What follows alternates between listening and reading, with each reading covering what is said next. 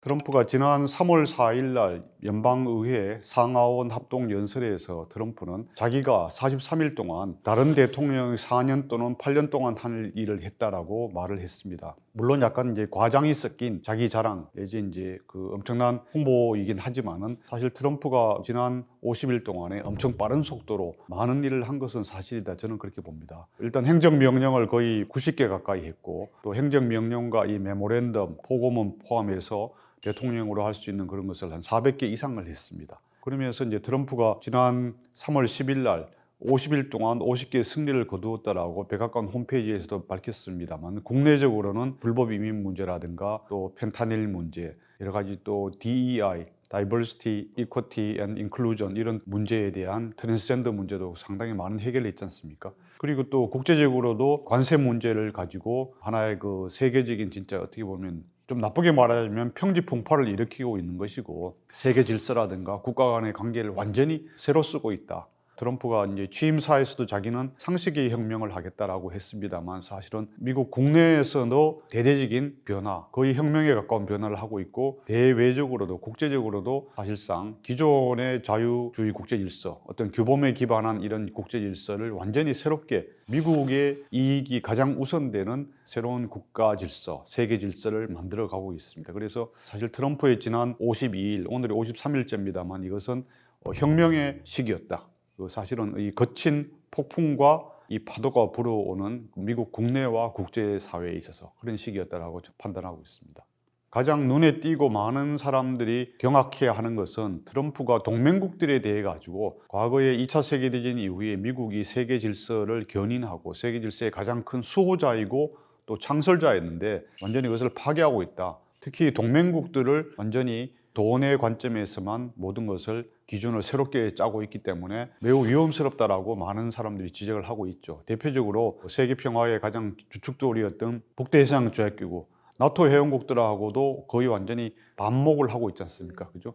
영국, 프랑스, 독일 모두가 트럼프에 대해서 학을 떼고 있고 또 트럼프 본인은 유럽의 방어는 유럽 사람들이 해야지 왜 미국이 이렇게 하느냐라고 계속 그렇게 하고 있습니다. 그래서 이것은 이제 트럼프가 자기가 정치에 입문하기 이전부터 계속 갖고 있던 생각입니다. 미국이 지금까지 엉클 서커 이런 표현을 씁니다. 엉클 서커, SUCKER이라는 것은 이제 호구란 말인데 미국이 전 세계의 호구처럼 특히 동맹국들이 충분히 자기들의 경제적 여력이나 국방의 여력이 있으면서도 불구하고 미국에 기대해 가지고 프리라이드 한다. 안보에 대해서 무임승차를 하고 있다. 자기 나라의 이익만 챙긴다. 이렇게 하고 있고 뭐 그런 와중에 그것을 보여주는 것이 미국은 천문학적으로 미국의 국가 부채, 내셔널 데트가 계속 늘고 있다. 최근 15년 동안만 하더라도 2배가 늘었습니다. 그래서 현재 작년 11월 말로 36조 달러가 넘었고 미국의 부채가 올해 현재 2월로는 36조 2천억 달러가 됐습니다. 그런데 그 부담이 그 이자만 내는 것이 1조 1천억 달러가 넘거든요.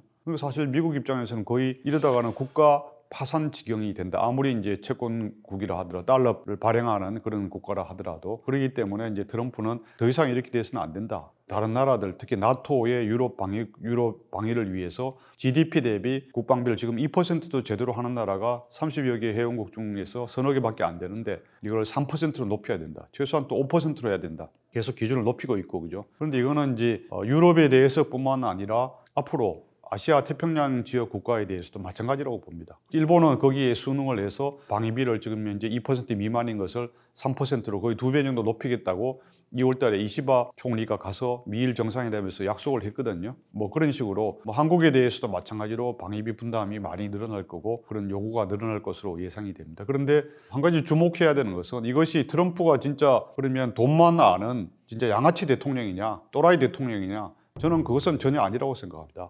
트럼프가 이렇게 다른 나라에 대해서 자기의 방위를 많이 늘려라 이렇게 하는 것은 트럼프는 철저하게 보면 자유주의 국제질서, 자유민주주의 국가의 생존, 승리 이것을 계속 주장하는 사람입니다. 단 한 번도 자유주의 국제질서가 없어져야 한다. 미국이 또 전 세계가 전체주의 국가, 공산주의랄까 수종주의 국가 세력이 돼야 된다라고 그런 말을 한 번도 한 적이 없습니다. 근데 단 이 자유주의 국제 질서를 수호하고 강화하기 위해서 지금까지 미국 혼자서만 그것을 사실 모든 짐을 메워와서 버든을 해왔는데, 이 다른 나라들하고 경제적 여유, 국가적 여유가 있는 나라들과 버든 쉐어링을 하자는 겁니다. 부담을 같이 공유하자는 겁니다. 그래서 그렇게 함으로써 이 나토도 더 강하게 하고 아시아 태평양, 인도 태평양 지역의 방어도 더 강하게 해서 이 자유주의 국가, 자유민주주의 국가 진영의 이 결속과 또 번영, 이것이 인류 사회의 하나의 모델이 될 수 있도록, 인류 사회의 가장 큰 주춧돌이 되도록 하자는 이런 생각이지, 자유주의 국제 질서가 더 이상 필요 없기 때문에 공산주의 진영으로 넘어가야 된다, 이렇기 때문에 나는 I don't care다, 나는 관심 없다, 러시아가 어떻게 침공하든 나는 상관 안 한다, 이런 것은 아니라고 봅니다. 그것은 일종의 유럽 국가들의 방위비를 늘리기 위한 하나의 레토릭, 그것을 하나의 압박하는 수단이다. 저는 그렇게 해석해야 되는 것이 온당하다고 봅니다. 그래서 거듭 강조하지만 이 동맹국들에 대한 트럼프의 여러 가지 거친 발언, 이런 것은 동맹국들이 자유주의 국제 질서 수호에 더 많은 참여를 하자, 더 많은 비용을 하자. 그래서 국방도 미국 하나만 다 하는 것이 아니라 유럽에서도, 인도태평양에서도, 또 동북아에서도 각각 해당되는 나라들이 참여를 해서 기여를 하기 바란다. 그래서 더 강력한 방어망을 구축하자. 그런 차원에서 하는 트럼프의 생각, 세계관이 거기에 있다고 저는 보고 있습니다.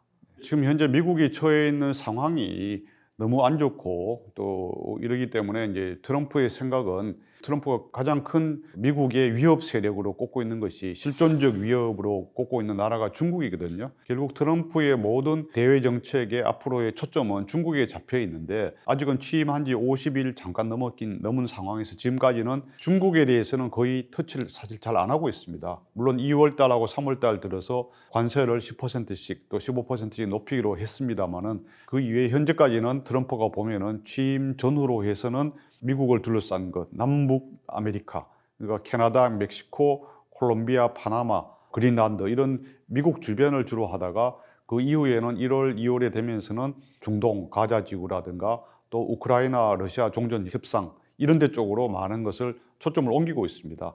그리고 이제 그러다가 또 인도 태평양으로 우리나라에서도 대통령 이 문제가 해결되고 이렇게 되면은 아마 아시아에서도 많은 그런 걸 동맹국들에 대한 할 것입니다. 일종의 중국을 제외한 지역에서 트럼프는 1대1로 양자 국가 간의, 개별 국가 간의 회담을 통해서 또 압박을 통해 가지고 트럼프가 원하는 바, 즉 미국의 국가 이익, 강하고 안전하고 번영하는 미국을 위해 가지고 트럼프의 주장입니다만은 모든 협상이라든가 모든 구조를 그렇게 짜려고 할 것입니다. 그걸 완성한 다음에, 어느 정도 거기 완성이 된 다음에 중국을 상대로 해서 직접 만나서 또 중국에 대한 여러 가지 협상과 당근과 채찍, 이런 걸 가할 것으로 저는 예상하고 있습니다. 트럼프 대통령은 그때 11월 8일 날 윤석열 대통령하고 통화한 이후에 아직 한국의 어떠한 사람과도 통화를 하거나 직접 만나지 않고 있습니다. 그래서 사실 트럼프의 이 폭풍으로부터 한국은 현재까지 거의 무풍지대, 그 예외지대로 되어 있는데, 그 와중에 이제 우리 그 산업통상자원부 장관을 한 안덕근 장관, 이분은 이제 몇 번 미국을 가서 러트닉 상무장관을 비롯해서 USTR 대표라든가 이런 분들을 많이 몇 차례 만났습니다. 그래서 비교적 여러 가지 실무적 차원에서 또 관세 문제 해결을 한다든가 또 LNG 수입을 늘린다든가 뭐 여러 가지 노력을 위해서 또 5개 분야의 실무 협의를 하기를, 국장급 채널을 가동하기로 했지 않습니까? 그래서 나름 우리 정부로서는 대통령과 국무총리가 공석인 상태에서 현재 담당 장관으로서는 저는 최선을 다하고 있다, 뭐 그렇게 보고 있고, 미국도 한국의 여러 가지 조선 협력이라든가 나름 긍정적으로 또 호의적으로 평가하고 있는 것으로 전해지고 있습니다. 미국이 한국에 대해서 가장 바라는 것은 이제 두 가지 측면에서 볼 수 있을 것 같아요. 첫 번째는 이제 경제적 측면이고, 두 번째는 군사적 측면인데, 뭐 물론 두 가지가 또 서로 연계가 되어 있습니다. 그죠? 경제적 측면에서는 한국의 이 제조업 역량이 뛰어나니까 자유주의 국제진영 국가들 가운데에서 뭐 일본이나 대만이나 또 인도보다도 한국의 이 제조 포트폴리오가 상당히 잘 짜여져 있고, 중국보다는 못하지만 중국은 이제 수종주의 또 권위주의 국가라고 봤을 때 자유주의 국가 안에서는 한국이 거의 탑 수준이거든요. 그래서 특히 이제 이건 군사하고도 연결되어 있습니다만은, 미국의 해군력이 지금까지는 현재 세계 최강이긴 합니다만은 조선 산업 자체가 거의 붕괴된 상태에서 해군 군함을 거의 건조를 못하고 있고 상선도 건조를 거의 못하고 못하고 있습니다. 그죠? 그래서 트럼프 진영에서는 한국의 이 조선 협력을 통해 가지고 미국 해군을 다시 부흥시켜야겠다. 그러지 않고는 세계적인 군사적인 패권이랄까 중국에 도전해서 미국이 매우 지켜내기 힘들다는 판단을 하기 때문에 그런 조선 협력을 많이 바라고 있고, 그죠? 또 알래스카의 LNG 프로젝트, 이것도 이제 미국의 알래스카 주 국회의원들은 물론이고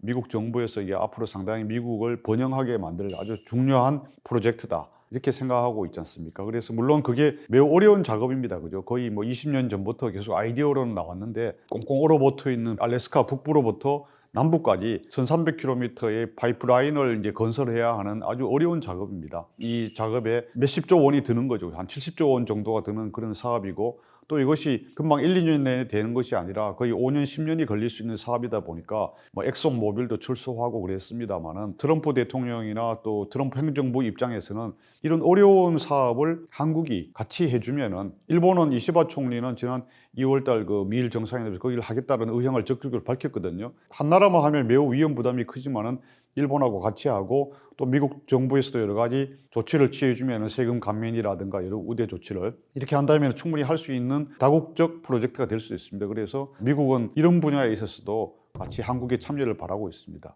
이거는 경제적인 분야인 거고, 군사적인 분야에 있어서는 중국의 군사력, 국방비 팽창, 이 군사력 그 수준의 현대화, 고도화가 엄청난 수준으로 되고 있습니다. 계속 두 자리 숫자로 늘어나고 있고, 첨단 군사력이 해군뿐만 아니라 공군 이런 게 엄청나게 늘어나고 있잖아요. 그래서 미국의 입장에서는 이 한국의 안에 평택 기지가 미국에서 갖고 있는 세계 최고의 또 최대 규모의 최신의 미군 기지이긴 하지만은 이걸 매개로 해서 한국 정부도 한국 군도 중국의 대중 봉쇄 견제 작전에 훈련이라든가 이런 데 많이 참여를 해주길 바라고 있어요. 근데 사실 한국은 지금까지 중국을 상대로 한 항행의 자유작전이란가 뭐 대만 해협 내지 남중국해 통과하는, 이게 2015년부터 시작된 훈련이에요. 프리덤 오브 내비게이션, 항행의 자유작전. 근데 한국은 단 한 번도 참여한 적이 없습니다. 근데 여기에 이제 프랑스라든가 독일이라든가 영국이라든가 이탈리아, 캐나다, 이 더 멀리 있는 나토라든가 이런 다른 태평양 연안 국가들, 뉴질랜드, 호주까지도 이런 이제 항행의 자유작전에 참여를 하고 있고, 근데 한국은 한 번도 참여를 하지 않고 있습니다. 그래서 한국이 한꺼번에 참여를 하긴 힘들더라도 이 단계적으로 미국의 대중 봉쇄 전선에 한국도 같이 해서 미국에 있어서 한국이 진짜 피를 나눈 강력한 동맹이다라는 인식을 미국 사람들 스스로가 갖고 싶어 하는 거죠. 근데 이제 한국이 과연 그렇게 할 것이냐? 만약에 안 하고 계속 미국과 중국 사이에서 어중간한 입장을 취할 경우에는 트럼프 정부가 약간 섭섭해할 수 있고, 또 이것이 경제적으로 한국에 대한 여러 가지 보복이라든가 한미 경제 분야에서 협조가 또 약해지는 그런 결과를 낳을 수 있지 않을까, 저는 그런 점에서 우려를 하고 있습니다. 뭐 그것은 거의 정해진 카드라고 볼 수 있겠습니다. 우리나라 입장에서는 뭐 그것이 돈을 1,000억 원, 2,000억 원이라도 아끼고 싶어 하겠지만은 트럼프 입장에서는 전혀 그렇지 않습니다. 왜냐하면은 그 멀리를 볼 것도 없습니다. 사실 2023년과 2024년 2년 동안만 보더라도 한국이 미국과의 교역에서 거두어들인 무역 흑자가 1,000억 달러가 좀 넘습니다. 2023년에 444억 달러고 2024년 지난해에는 570억 달러 정도가 됩니다. 그럼 1,000억 달러가 넘잖아요. 그 1,000억 달러 넘는 돈을 2년 동안 만에 거두어 벌었는데 그것이 얼마입니까? 거의 한 145조 원이 되는 돈이잖아요. 미국과의 교역에서 2년 만에.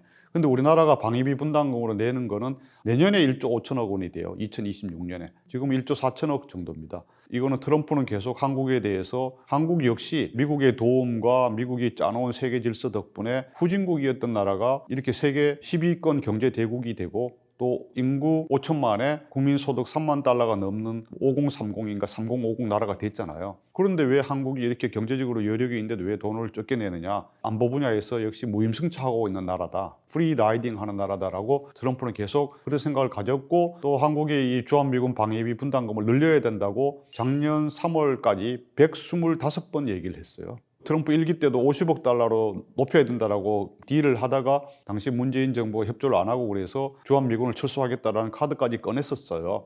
그러다 물론 실현되지는 않았습니다만은 어쨌든 그런 강력한 일관된 또 의지가 있기 때문에 이것은 내야 된다. 저는 더 높여야 된다. 당연히 이렇게 생각하고 있습니다. 왜냐? 한국이 그동안 벌어들이고 미국으로부터 도움 받은 걸 생각하면은 1조 5천억 원은 너무 적다. 이것을 예를 들어 5천만 명 인구로 나누면은 계산을 해보니까 제가 1인당 3만 원 정도입니다. 우리가 넷플릭스 월 이용료가 한 15,000원 정도 되지 않습니까? 넷플릭스 1년만 봐도 18만 원이나 내고 있어요. 근데 우리가 안보 비용으로 진짜 1인당 3만 원밖에 안 내는데 너무 적게 내는 거 아닙니까, 진짜? 만약에 주한미군이 없어진다. 완전히 없어지면 물론 더 큰 그게 되겠지만은 절반이나 몇천 명, 몇만 명, 1만 명만 감축이 된다 하면 우리나라 주식시장에 미칠 영향, 그리고 또 만약에 그로 인해서 북한이 우리나라 뭐 여의도든 강남이든 어디든 간에 미사일 한 방 막 쏴가지고 건물이 부서진다. 그 피해가 얼마나 되겠어요? 1, 2조 되겠습니까? 심리적 피해와 여러 가지 금융시장 이런 거 하면은 거의 몇 조 원이 되는 겁니다. 그런 걸 생각하면 안보라는 것은 돈 얼마 좀 더 낸다는 것은 우리가 못 내는 것도 아니에요. 우리나라 예산이 600조 원이 넘는데 거기에서 지금 1조 3, 4천억 내는 거 가지고 벌벌 떨고 있다. 그거는 진짜 우리가 소탐 대실을 하는 그런 게 된다. 저는 그렇게 보고 있습니다. 사실 우리가 뭐 미국에 주려고만 생각할 것이 아니라 미국에 반드시 우리가 협조해 주는 대신에 반드시 얻어내야 됩니다. 트럼프도 그런 걸 당연히 생각하고 있습니다. 모두 트럼프가 가장 좋아하는 말이 give and take잖아요. 서로 주고 받는 그런 전략이라든가 그런 세계관에 트럼프는 어느 누구보다도 그 어떤 정치인보다 투철합니다. 그래서 우리가 미국에 주기만 하고 얻어내지 못한다면 진짜 한국은 바보 같은 나라다 이렇게 주장할 겁니다. 가장 대표적으로 우리가 얻어낼 수 있는 것이, 저는 뭐 많은 사람들이 핵무기 관련해서 한국의 핵 잠재력 확보 또는 원자력 그런 것을 관련해서 일본 수준으로 뭐 미일 원자력 협정 수준으로 한미 원자력 협정을 높여야 된다 이런 주장도 합니다. 물론 그것도 필요합니다. 그러나 더 중요하고 실질적인 것은 우리가 이 경제와 기술 분야에 있어서 미국과의 협력을 좀 더 전면적으로 확대하고 심화해야 됩니다. 분야별로. 예를 들어서 지금 한미 원전 동맹이나 또 한미 우주 동맹 이런 것이 분야별로 좀 하고 있습니다. 그러나 이것을 거기에만 할 게 아니라 AI 분야라든가 또 반도체 분야도 더 확대해야 됩니다. 우리 한미 간에 협력을 해서, 그리고 뭐 드론을 포함해서 첨단 방위 산업에 있어서도 한국과 미국이 힘을 합친다면은 R&D라든가 연구개발이라든가 그 제조 이런 걸 역량을 서로 잘 공유를 해서 한국이 비약적으로 발전할 수 있습니다.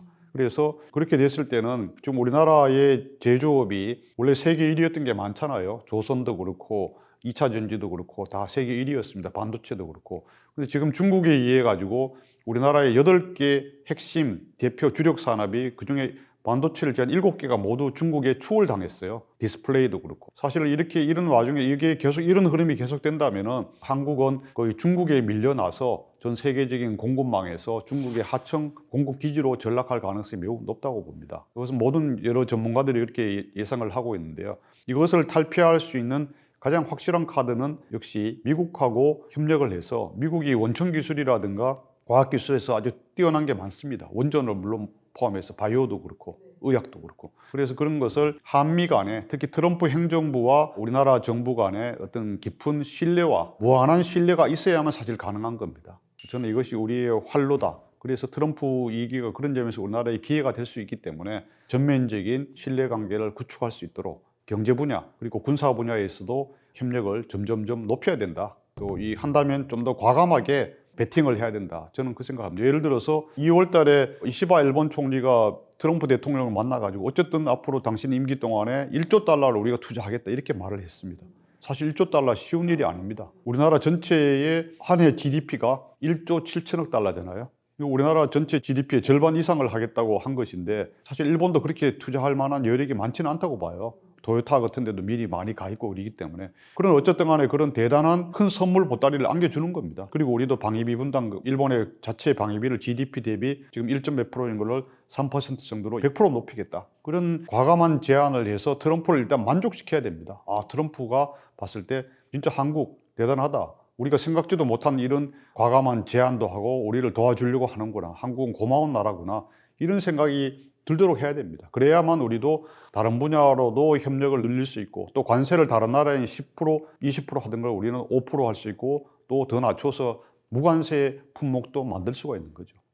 트럼프를 만족시키지 못하고 적절히 대응하지 못하는 일이 생겨서는 안 되겠죠. 그런 일이 생긴다면은 거의 한미 관계가 파탄 일보 직전까지 아마 갈 겁니다. 파탄 날 수도 있고요. 그래서 예를 들어서 방위비 분담금을 지난번에 바이든 정부 말기에 작년에 합의했다 그래가지고 우리는 더 못 올리겠습니다. 1조 4천억 정도인데 뭐 이렇게 한다든가 이러면 진짜 트럼프 입장에서는 그럼 진짜 주한미군을 지금 28,500명인 것을 절반을 빼라. 아니면 뭐 몇천 명만 남겨놓고 다 하자. 아니면 몇 년 내로 단계적으로 다 빼겠다. 이런 말을 충분히 할 사람입니다. 뭐 그렇게 했을 때는 어떻게 될까요? 당장 철수하지 않더라도 일단 주가부터 대폭락하고 환율도 엄청나게 뛸 겁니다. 그럼 우리만 사실 피해가 되는 겁니다. 저는 뭐 미국에 대해서 우리가 무조건 굴종하고 고개를 숙이자는 것이 아니라 그런 현실적인 우려, 위험이 있는 것을 뻔히 알면서 그 길로 뛰어드는 것이 그거는 불이 있는 걸 보면서 불길 안으로 들어가는 거랑 마찬가지 아닙니까? 그래서 그러한 불상사 또 참사가 되는 것은 막아야 된다 이렇게 보고요.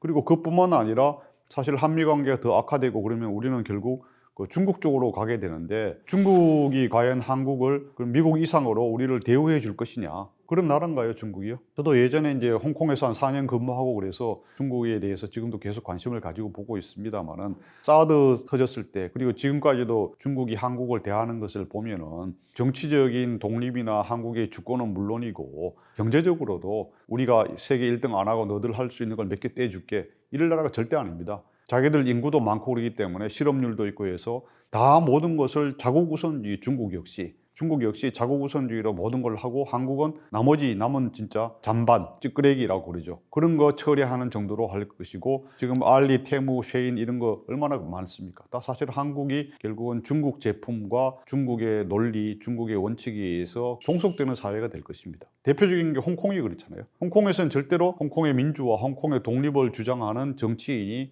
출마조차 할 수가 없게 됩니다. 홍콩을 대표하는 행정장관도 당연히 중국 중앙정부가 지명하는 사람이 되는 겁니다. 뭐 우리나라가 그렇게 대한민국이 그런 상황이 되어서 그런 나라가 되기를 국민들이 원한다면 어쩔 수가 없죠. 그러면 트럼프나 하여튼 미국하고 각을 세워도 됩니다. 왜냐하면 최소한 미국은 이렇게 머나먼 태평양을 사이에 두고 있어서 한국에 대해서 영토적으로 한국을 뭐 점령한다든가 또 한국의 머리 위에 올라가지고 모든 걸 시시콜콜 지시하고 이러고 싶지 않습니다, 사실. 그러나 중국은 충분히 그럴 나라고 그것이 최소한 1000년 이상 동안 중국 사람들의 DNA에 박혀 있습니다. 시진핑과 트럼프가 2017년 처음 회담했을 때 플로리다 마라라고 리조트에서 시진핑이 그랬다는 거 아닙니까? 원래 코리아, 사우스 코리아, 노스 코리아는 중국의 그 땅이었다고 중국이 다스린 나라였다고 말한 그런 생각이 아직도 있는 겁니다.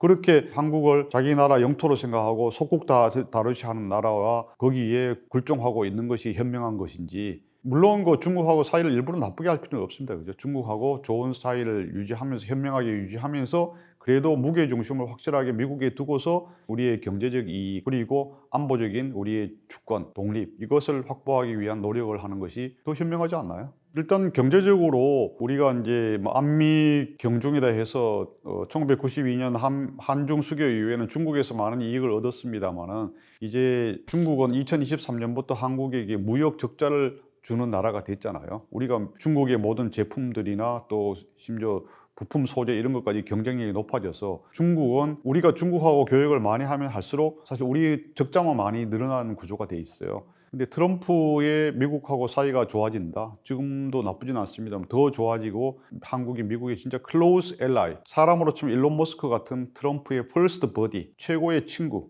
나라가 된다면 어떻게 되겠습니까? 경제 협력이 기술 협력 그리고 기업별로도 서로 협력할 수가 있습니다. 삼성전자가 미국의 최고의 기업들인 뭐 엔비디아라든가 또 이런 인텔이라든가 이런 기업들하고 더 밀접하게 마이크로소프트든 오픈 AI 등등 그죠? 그리고 또 현대차는 지금 물론 GM하고도 있으면 포드라든가 이런 데 하고 더 완전 기업 간 동맹까지 할 수 있고 그것이 원자력이든 또 반도체든 AI든 또 바이오든 철강이든 진짜 이렇게 할 수 있습니다. 이렇게 되면 한국의 국부가 더 커지는 거고 또 국제적으로도 미국하고 미국의 최고의 파트너다 동맹국이다 이렇게 됐을 때 위상도 높아지는 겁니다. 그러면 오히려 중국이 한국을 더 무시하지 못하게 되는 상황이 된다. 저는 그렇게 봅니다.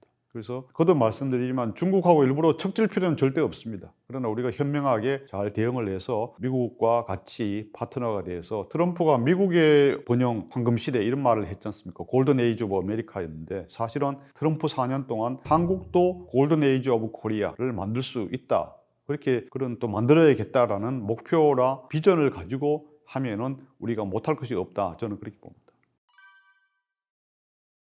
지난 2월 28일 날 백악관에서 열린 트럼프 대통령과 젤렌스키 우크라이나 대통령 간의 그 정상회담에 대해서 여러 가지 이제 분석과 해설이 많이 나왔습니다. 젤렌스키가 우리나라의 이승만 같았다, 이런 분도 있고, 또 반대로 트럼프가 너무 또 무례하거나 또 트럼프가 훌륭했다, 이런 여러 가지 상반된 관측과 해설이 나옵니다. 저는 객관적으로 봤을 때 지금 미국에 절대적으로 경제적 군사적으로 의존하고 있는 젤렌스키 대통령이 조금 무모한 사려 깊지 못한 행동을 했다, 저는 그렇게 보고 있습니다. 왜냐하면 미국 언론에서도 분석을 좀 하고 있는데, 트럼프 대통령 앞에서 단순히 그날 정상회담에서만 젤렌스키가 무례를 범한 것이 아니고 그 전에 한 2번 했다고 합니다. 왜냐하면 2월 15일 날 사실 우크라이나에서 열린 미국의 마르코 루비오 국무장관을 중심으로 한 미국 정부 대표단과 젤렌스키 대통령의 회담에서는 젤렌스키가 미국의 광물 협정 제안에 대해서 상당히 긍정적으로 그 회담 안에서는 그렇게 했는데,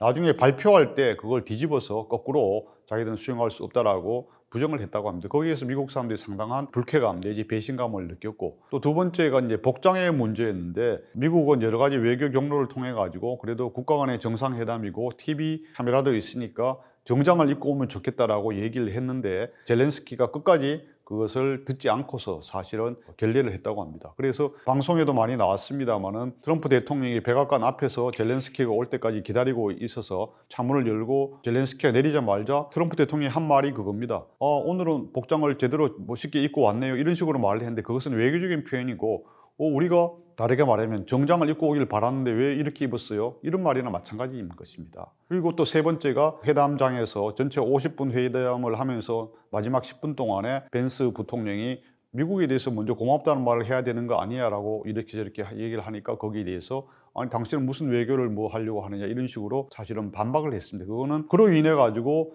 젤렌스키 대통령이 과연 무엇을 얻었는가, 자기가 우크라이나 안에서 조금 투사다, 미국 안에서 할 말을 하는 사람이다라고 지지율은 높아졌을지 모르겠습니다만, 미국이 그 3일 이후에 즉각적으로 모든 군사적 지원을 끊어버림으로 인해서 어떻게 됐습니까? 영토도 조금이라도 더 많이 뺏긴 거고, 더 많은 우크라이나 사람들이 전쟁으로 인해 희생을 당한 겁니다. 그래서 저는 지도자로서 과연 젤렌스키가 가장 중요한 것이 어떻게 보면 프루던스, 신중함과 침착함인데, 그런 걸 좀 잃어버렸다는 점에서 저는 좀 개인적으로 안타깝게 생각하고 있습니다. 사실 미국은 여러 가지 이유에서 지금 해외 파병을 하는 걸 극도로 싫어하고 꺼려하고 있습니다. 아프가니스탄 전쟁, 이라크 전쟁의 후유증, 과거에 또 베트남 전쟁에서 후유증, 이런 것이 미국 사람들에게 하나의 트라우마로 있기 때문에 군 병력 배치는 거의 하지 않을 것입니다. 그러나 젤렌스키는 계속 그런 미국의 군인 배치 또는 이제 나토 가입, 이걸 요구하고 있는데, 이거에 대해서는 미국은 극히 반대를 하고 있습니다. 물론 러시아가 나토 가입을 반대하기 때문에 사실은 3년 전에 전쟁이 났었는데요. 우크라이나가 계속 나토 가입을 주장했기 때문에. 그러나 이제 이게 광물 협정을 맺는 경우에는 사실은 미국의 많은 기업들이 거기에 가서 활동을 해야 되잖아요. 이렇게 되면 자연스럽게 미국이 우크라이나를 보호하지 않을 수가 없게 됩니다. 그리고 미국 입장에서 우크라이나가 매우 가치 있는 나라, 히토류, 텅스텐 이런 걸 포함해서 상당히 많은 광물이 매장되어 있다 하잖아요. 그죠? 그래서 미국으로 봐서는 우크라이나를 보호하지 않으면, 지키지 않으면 안 될 그게 되는 거예요. 그래서 우크라이나가 또 다른 말로 하면은 자유주의 국제 질서, 국제 진영 안에 자연스럽게 들어오게 되고 매우 가치 높은 나라가 되게 되는 겁니다. 그리고 또 두 번째 이유는, 미국이 지금까지 1,500억 달러가 넘는 여러 가지 전쟁 지원을 미국 정부가 공식적으로 한 1,700억 달러라고 미국 의회에서는 하는데 지원을 했습니다. 그런데 거기는 미국 입장에서는 그 돈을 다 공짜로 생돈을 날려버릴 수는 없다는 생각을 특히 트럼프 대통령 같은 분은 하잖아요. 그래서 그것을 어느 정도 보존하는 수단도 되는 거죠. 미국에도 도움이 되어야 미국 입장에서 우크라이나를 도와줄 수도 있고 계속 이 인게이지 관리할 수 있다. 관계를 맺고 싶어 하는 거죠. 아무런 자기들에게 도움이 안 되는데 미국이 무슨 세계 경찰관이라 하더라도 이건 너무하다는 거죠. 사실은 트럼프 대통령 입장에서는 이렇게 모든 걸 실리적으로 돈이라는 관점을 무시할 수 없기 때문에 이렇게 하는 입장에서 봤을 때는 미국도 얻는 것이 있어야 당신들을 우크라이나를 개입을 하고 도와주고 관계를 맺는다. 그런 면에서는 저는 지극히 현실적인 방안이 아니냐.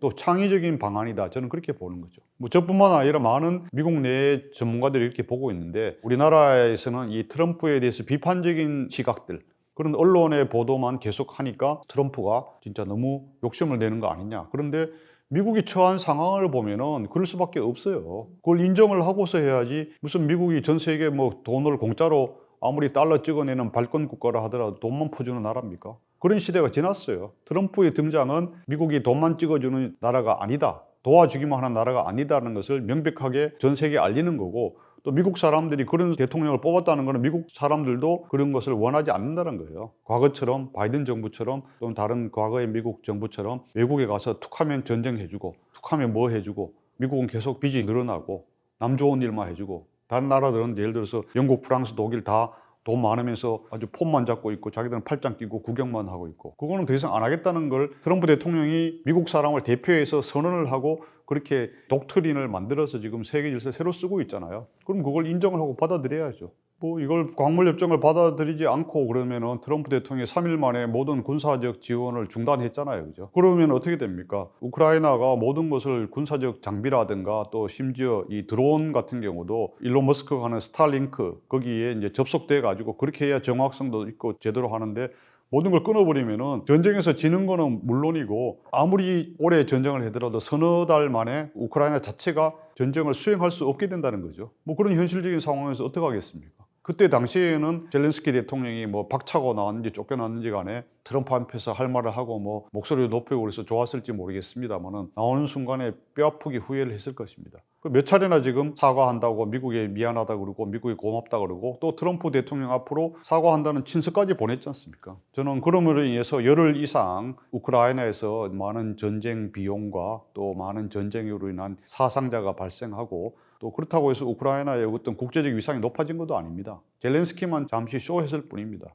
그거는 바람직한 게 아니죠. 젤렌스키를 대통령으로 과연 그렇게 두고 있는 것이 옳은 것인가? 바꿔야 한다 이런 여론까지 막 나왔지 않습니까? 뭐 우리나라에서는 많이 알려져 있지 않습니다만 미국의 공화당 사람들 입장에서는 우크라이나와 러시아 전쟁은 하지 말았었어야 할 전쟁이다. 일어나지 않았었어야 할 전쟁인데 바이든의 민주당이 너무나 이제 러시아에 대해서 전쟁을 막을 의사조차 없고 심지어 전쟁을 오히려 유도하는 듯한 제스처도 많이 함으로써 전쟁이 발발했다. 이것은 이제 미국의 군수 사업자들, 미국의 많은 우크라이나 정부 지원 이런 걸 할 경우에 그 생기는 여러 가지 이 검은 돈을 이용한 미국의 이른바 글로벌리스트들에게 도움이 되기 때문에 의도적으로 전쟁을 일으켰다 이런 시각이 많습니다.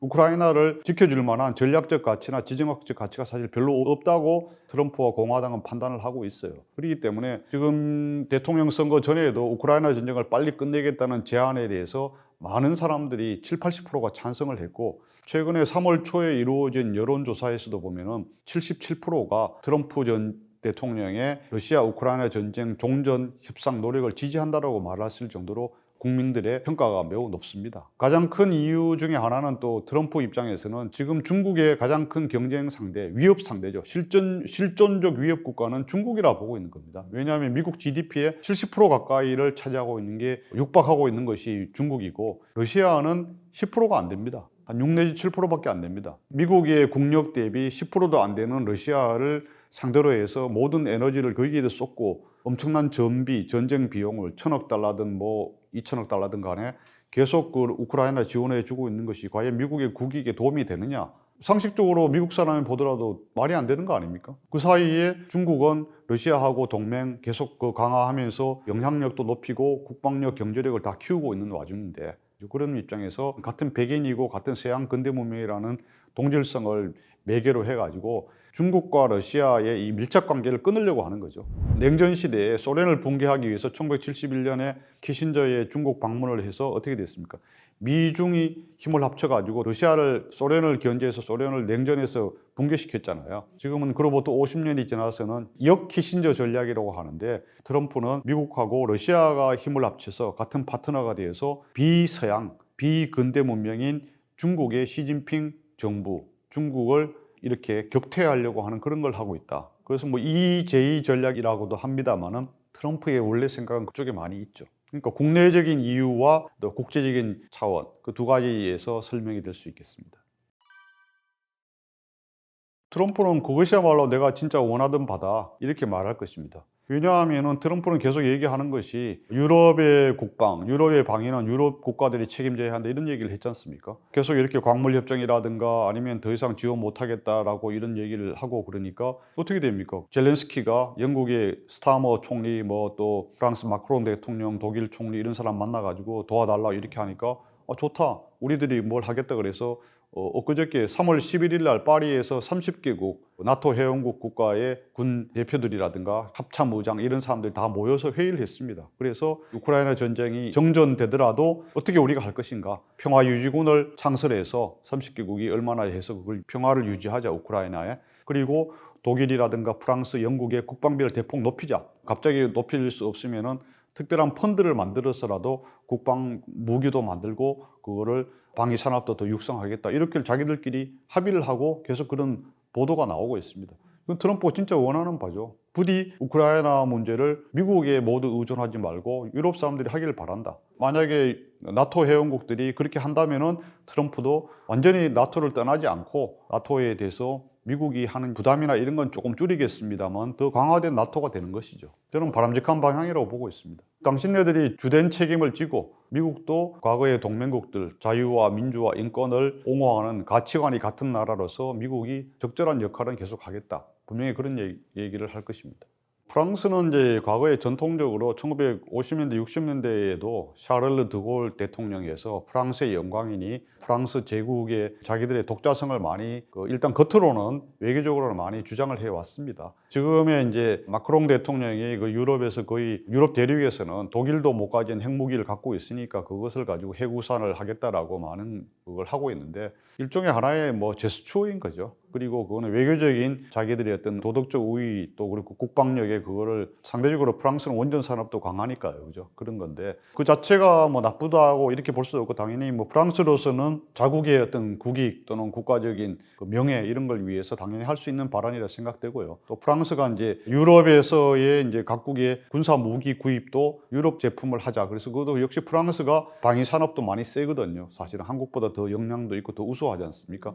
뭐 역사가 더 오래됐죠. 그러니까 이제 그걸 자국의 이익에 국가의 이익을 높이기 위한 하나의 외교적인 공세다. 당연히 프랑스로서는 저는 할 수 있다고 생각합니다. 유럽과 미국의 관계가 어떻게 보면 정상화되는 거죠. 과거에는 겉으로는 미국과 유럽 또는 미국과 나토 플러스 영국이 우호적이고 폼 잡고 서로 이제 G7 회의라든가 G20 회담에서 서로 뭐 악수하고 분위기는 좋았습니다. 그러나 사실 그 실상을 돌아보면은 미국하고 겉으로만 좋았을 뿐이지 그 안으로는 경제적으로나 이 에너지 특히 이런 데서는 러시아에 많이 의존하고 있었잖아요. 그리고 반대로 국방 분야는 미국에 전적으로 많은 걸 의존하고 자기들은 실리만 차린 겁니다. 그러나 이제 그런 허상이 드러났잖아요. 러시아 우크라이나 전쟁으로 인해서 러시아의 에너지라든가 경제를 많이 의존했다가는 안 되겠다는 것을 이제 유럽 사람들도 깨달은 겁니다. 그렇다고 또 미국의 모든 것을 안보나 이런 것을 의존하는 시대가 이제는 더 이상 되지 않는다는 걸 깨달았기 때문에 유럽은 어떻게 되겠습니까? 안보에 있어서도 스스로의 역량을 키우겠다. 국방비라든가 또 방위 산업 이런 걸 키우고 여러 가지 또 우크라이나의 평화유지군이라든가 나토를 강화하는 그런 걸 하는 거고 또 경제적으로도 일방적인 러시아나 중국에 대한 환상에서 깨어나서 스스로에 대한 그 진로를 많이 모색할 겁니다. 그런데 결론이 그럼 어떻게 되느냐? 다시 러시아나 중국이냐? 그것은 쉽지 않다고 봅니다. 왜냐하면 그 나라를 키워주면 키워줄수록 자기들의 어떤 정치적 이념, 정체성과 갈등을 빚고 대립이 컨플릭트가 생기는 거죠. 그렇기 때문에 결국은 상대적으로 미국하고 같은 이 대서양 동맹의 전통과 그걸 살려서 미국하고 결국은 협조하고 같이 보조를 맞추게 될 것이다. 저는 그렇게 보고 있습니다.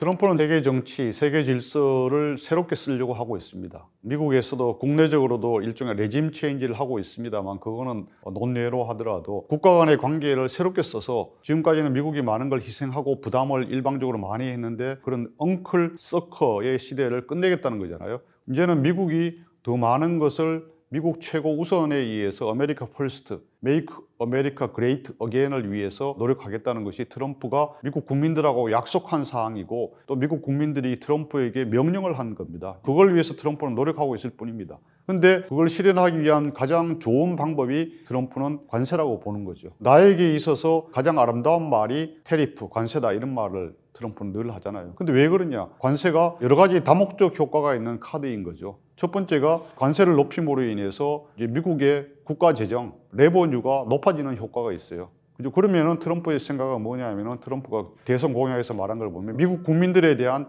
개인 소득세, 그리고 미국에서 활동하는 기업에 대한 법인세는 대폭 낮추겠다는 거예요. 그렇게 되면 어떻게 됩니까? 외국의 물건이 들어오는 거에 대해서 심지어 캐나다, 멕시코에 있는 것까지 관세를 25%씩 때리게 되면은 거기에 들어와 있던 회사들이 기업들이 공장들이 어떻게 됩니까? 미국 안으로 들어오면은 관세도 없을 뿐만 아니라 세금을 더 낮게 해주면은 미국 안으로 일종의 이제 리쇼어링이라 그러죠. 미국 제조업이 많이 살아나는 겁니다. 일자리가 늘어나는 거죠. 뭐 우리나라에서도 현대제철이 철강 관세가 계속 높아지고 미국이 여러 가지 장벽을 만드니까 미국 현대차 주변에 가서 공장을 짓겠다라는 계획을 지금 검토하고 있잖아요. 아직 발표만 하지 않았지. 그런 식으로 많은 게 이제 미국 안으로 투자가 늘어나는 겁니다. 지금 50일 동안에 트럼프 대통령이 발표한 투자 계획을 보면 거의 1조 4천억 달러어치가 새로 투자가 늘었어요. 물론 뭐 애플, TSMC 1,000억 달러, 애플 5천억 달러 이런 것도 다 포함해서 그렇죠. 그리고 공장까지 옮기고 이러면은 관세 효과가 무지무지 큰 거죠. 그 두 가지가 있었고 또 세 번째로는 이 관세를 이용해 가지고 여러 가지 정치적인, 군사적인 또 외교적인 그 나라에 대한 압박 수단이 되는 거죠. 예를 들어 우리나라 한국에 대해서도 한미 관계라든가 이 주한미군 문제 또는 국방비 문제, 중국에 대한 대중 봉쇄 전선의 참여 문제 이런 것이 부진할 경우에는 한국에 대해서 관세를 더 때릴 수가 있습니다. 그래서 이 관세가 아주 유력한 진짜 전쟁을 하지 않고도 상대방 국가를 압박할 수 있는 멋진 수단이 되는 거죠. 그래서 말씀드린 세 가지 이유. 첫 번째, 미국 국내적으로 세금과 세수를 확보하는 방법이다. 두 번째, 다른 나라에 있는 미국 기업들 또는 외국 기업들을 미국으로 많이 끌어들어와서 미국 제조업을 살리는 수단이다. 그리고 세 번째가 정치적, 군사적, 외교적인 목표를 달성하기 위한 압박 카드이다. 그렇기 때문에 결코 트럼프는 관세 카드를 절대 당분간 버리지 않을 것입니다.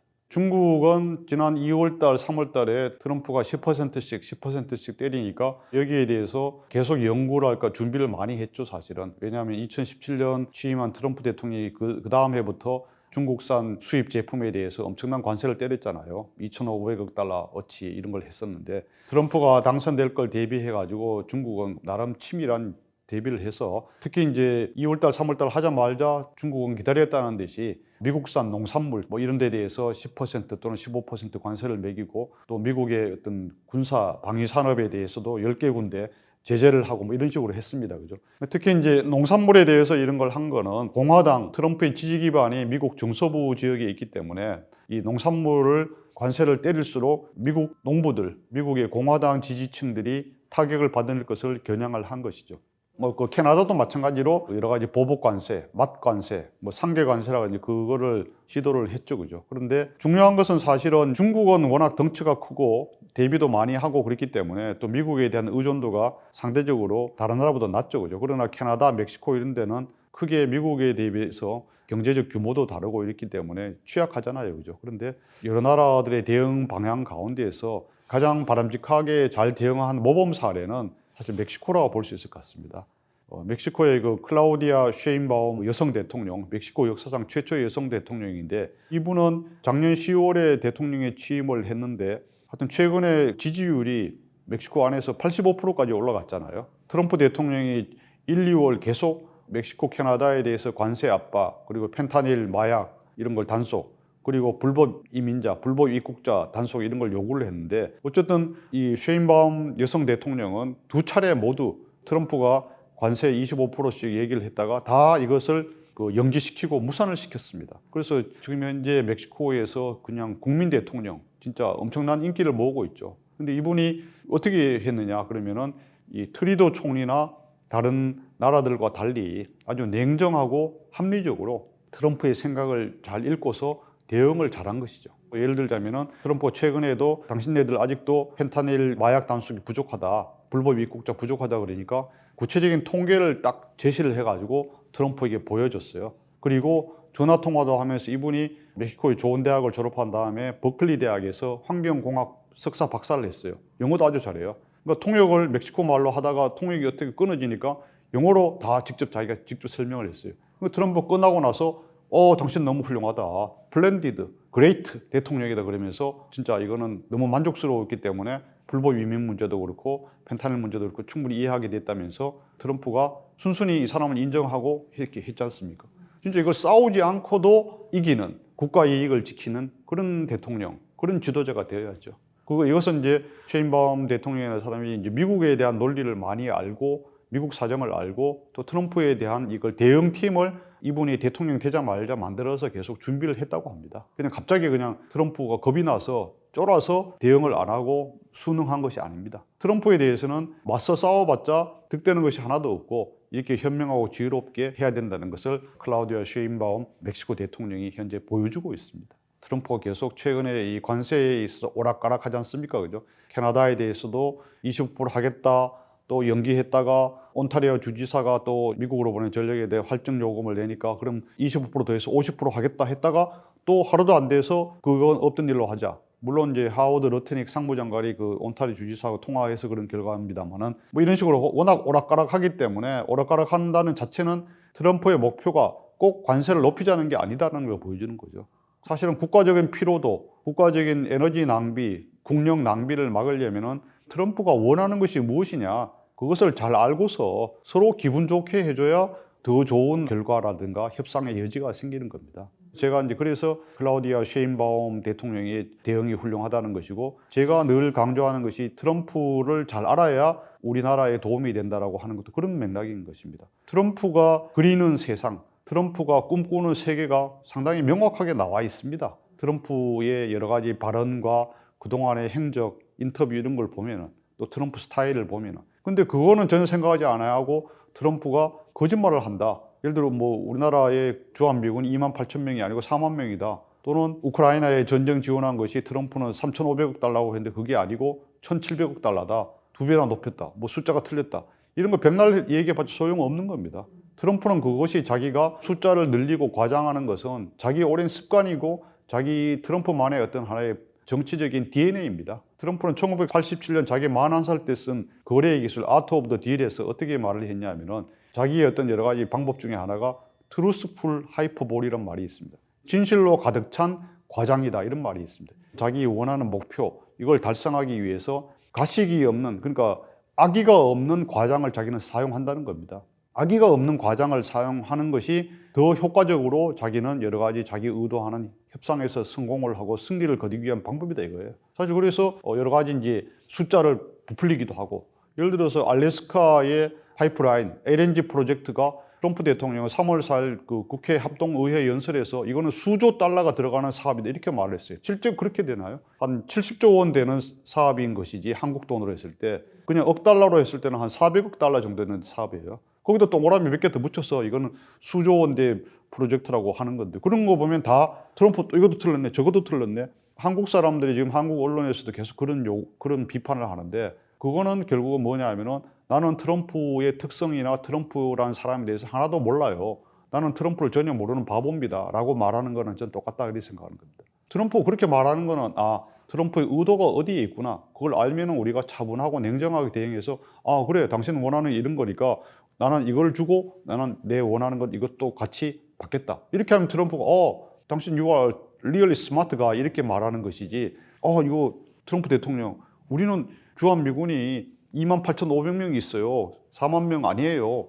그렇게 하면 뭐라고 생각하겠습니까? 진짜 이 친구 바보 같은 놈이네. 내 의도를 전혀 모르고 숫자만 나를 가르쳐서 교정하려고 해? 나는 그걸 몰라서 내가 그런 거야? 당연히 이렇게 생각합니다. 물론 그 자리에서 말은 안 하죠. 그러나 최소한 이 국가 간의 관계에서 또 트럼프 대통령이 처음 대통령 된 사람이 아닙니다. 과거에 4년 동안에도 한 게 있고 그동안에 이제 대통령 선거 기간에 이렇게 말하는 걸 특성을 자세히 분석을 해가지고 우리가 트럼프를 잘 알아야 그러면 우리나라에 쓸데없는 국가 간의 진짜 이 외교적인 대립, 갈등을 빚어봤자 뭐합니까? 우리나라에 도움될 거 하나도 없어요. 그래서 트럼프가 생각하는 이 전 세계의 모습, 또 동북아시아의 모습, 이게 무엇인가? 물론 그게 다 맞을 수는 없습니다. 그러나 대략 그림이 나옵니다. 왜냐하면 트럼프는 계속 일관된 얘기를 하고 있어요. 숫자가 달라지고 뭐 이렇게 가끔 좌충우돌하는 것 같지만 트럼프는 매우 자기의 목표와 자기가 이루려고 하는 세계가 명확한 사람입니다. 그러면 거기에 맞춰서 우리가 트럼프로부터 얻어낼 것이 무엇이다, 무엇을 얻어내겠다, 우리도 목표를 정해가지고 딱딱딱 해서 시나리오별로 노력을 하고 국민들이 언더스탠딩을 하고 이해를 하고 접근을 하면은 어느 누구보다도 트럼프를 잘 활용하는 나라가 될 수 있어요. 트럼프의 머릿속에서 트럼프를 올라타서 트럼프를 조종하는 나라가 돼야지. 트럼프가 왜 이렇게 말했을까? 트럼프 진짜 너무 이 돈만 챙기는 양아치 같아. 두려운 사람이다. 예측 불가능한 사람이다. 이렇게만 하면은 진짜 바보 같은 나라, 바보 같은 국민이 되는 거죠. 한국 사람들 얼마나 똑똑하고 스마트합니까? 왜 트럼프 한 사람을 제대로 알지 못해가지고 또 특히 언론도 그렇고 이리 갔다 저리 갔다 이렇게 해서는 안 되는 거죠. 제가 신의 개입 뭐 이런 책도 썼습니다만은 트럼프가 갖고 있는 생각과 이런 방향은 명쾌하기 때문에 우리가 차분하게 또 그리고 또 담담하게 잘 대응을 하면은 좋을 것 같습니다.